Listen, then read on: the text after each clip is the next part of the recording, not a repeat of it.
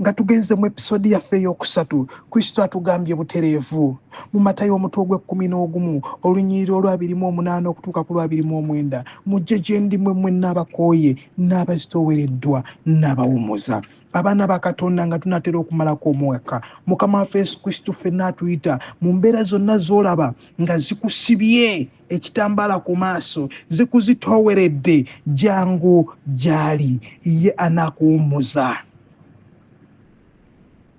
anakuwummuza tewali mbeera ya lubeerera mu bulamu bwo muwala gwe muvubuka gwe. Jesus Christ is our solution for our life.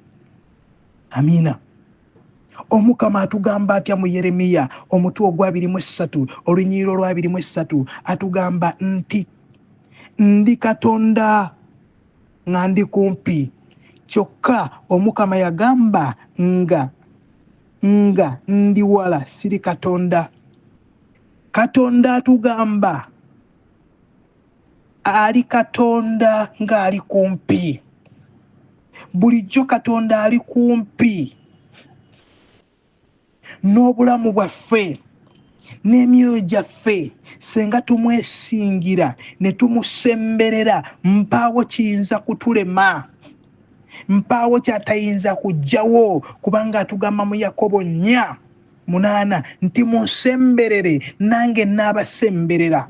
Buli we tusemberera Mukama Katonda mweteefuteefu okutujjanjaba endwadde eziganya okuwona, mweteefuteefu okutusumulula okutujja mu njegere z'omulabe sitaani zaatusibye, mweteefuteefu okutukuuma, mweteefuteefu okututemera ekkubo we tubadde tetulabawo kkubo, mweteefuteefu okutukolera programs ennungi,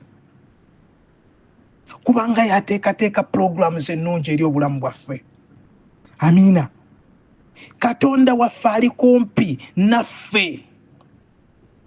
Twetaaga ekintu kimu, kwe kumusemberera, okumufuula kitaffe, mukwano gwaffe, omwagalwa waffe, omununuzi waffe, oyo eyazaaliddwa mu ffe akole ebyenjawulo n'ebikulu mu bulamu bwaffe obw'omwoyo n'omubiri, ensi eryoka egulumize nti ye Mukama. Haleluya. Ategedde kubira Kristo engalo ez'amaanyi oba otegedde ebigambo bino. Amagezi we gaba gazze kuba engalo.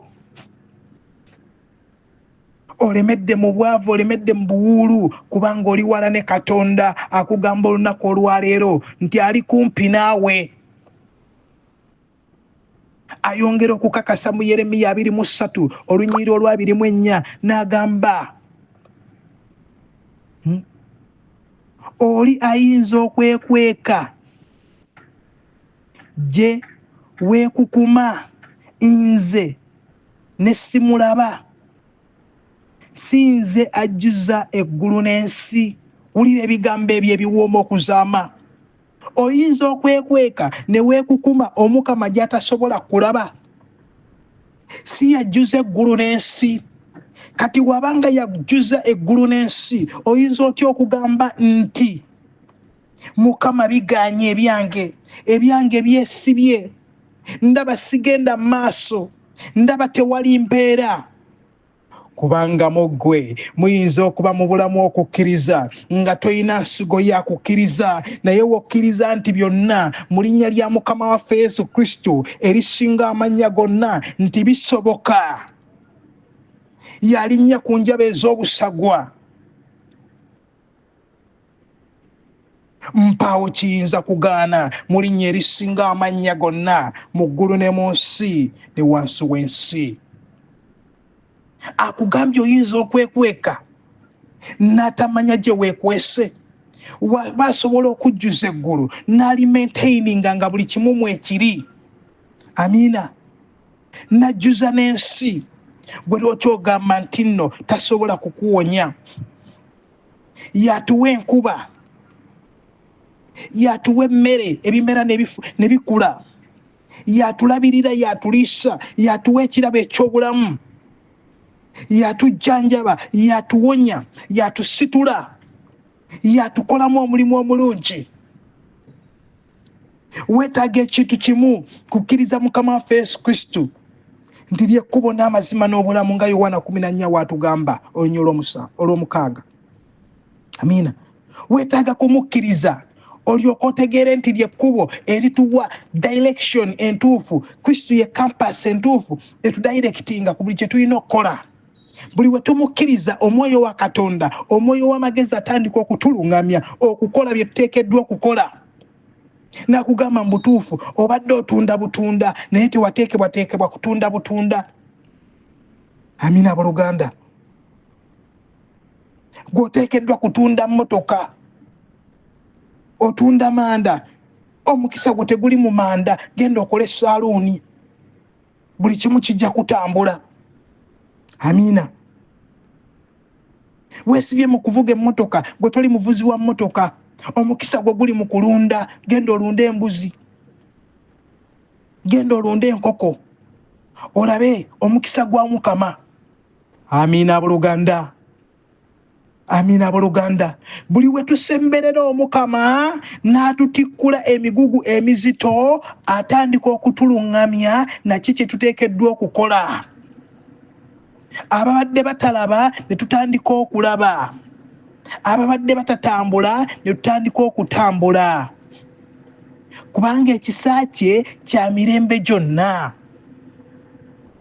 Ekigambo kya Katonda kiramu ddala, wekyogera kikola. Watugamba mu Hebrews 4:12 ti ekigambo kyange kiramu kiringa ekitala eky'obwogi obubiri ekitema ku buli luuyi lwonna. Olaba kyawuzaamu busomyo n'omutima, ate olwo ebikoligo ebikusibye, enjegere zonna sitaani zakusibidde emagombe, Kristo yasobola okuzitematema n'erinnya lye n'ekigambo kye, n'obeera free from all the bondages of Satan. Hallelujah. Ategedde kubira Kristo engalo ez'amaanyi oba amagezi gazze ng'owulira ekigambo kya Mukama waffe Yesu Kristo kino ekiwooma okuzaama.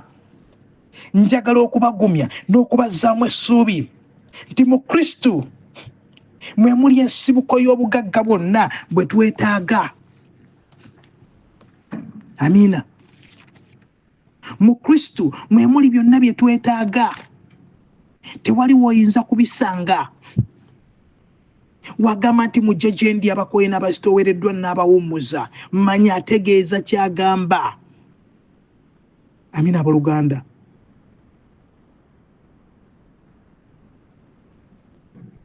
Amina abooluganda. Na bwe kityo abaana ba Katonda tudde eri Omukama.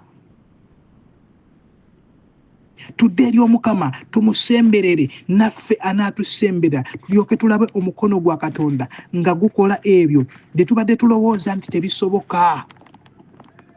Amina. Kubanga atujjukiza bulijjo n'atugamba mu Befilipi omutwe ogw'okuna olunya olw'e19 n'atugamba nti kale Katonda wange alibawa buli kye mwetaaga ng'ajja ku bugagga bwe obungi obuli mu Kristo Yesu. Hallelujah. Hallelujah. Wewe yongerayo ku lunyiriro lwabiri, Katonda waffe era Kitaffe aweebwenga ekitiibwa emirembe gyonna. Amiina. Obugagga bwonna bwe twetaaga ku nsi buli mu Mukama waffe Yesu Kristo omwana wa Katonda omulamu. We kuba kusiraana nga kwe kukusiraanyiza, ayina solution ya buli mbeera. Is a father, is a dad, is a savior of all solutions in all dilemmas, in all angles. He penetrates to us so that we can pass. Why don't you clap for Jesus? Kubira Kristo engalo ez'amaanyi oba okitegedde. Amina. Mwabagamba nti mwetaaga financial breakthrough. Abagambye mu Befilipi 4:19 nti obugagga bwonna buli mu Mukama waffe Yesu Kristo. Wagamba nti mujje gye ndi abakoye n'abazitoowereddwa n'abawummuza, tudduke zambiro, tudde eri Mukama waffe Yesu Kristo omwana wa Katonda omulamu. Tulyoke tulabe ekisa kya Katonda n'okwagala kwa Katonda nga kwolesebwa mu ffe. tuyingire omwaka omujja nga tutukuziddwa, nga tunaaziddwa, nga tufunye ekiwummulo ekirungi mu Mukama waffe Yesu Kristo, omwana wa Katonda omulamu. Akitegedde gamba nti amiina. Omukama mulungi obudde bwonna, zembeera ze weewaawo. Ekyo ekibadde ekitundu kyaffe oba episode yaffe ey'okusatu. Nga tugende mu episode yaffe ey'okuna. Lindirira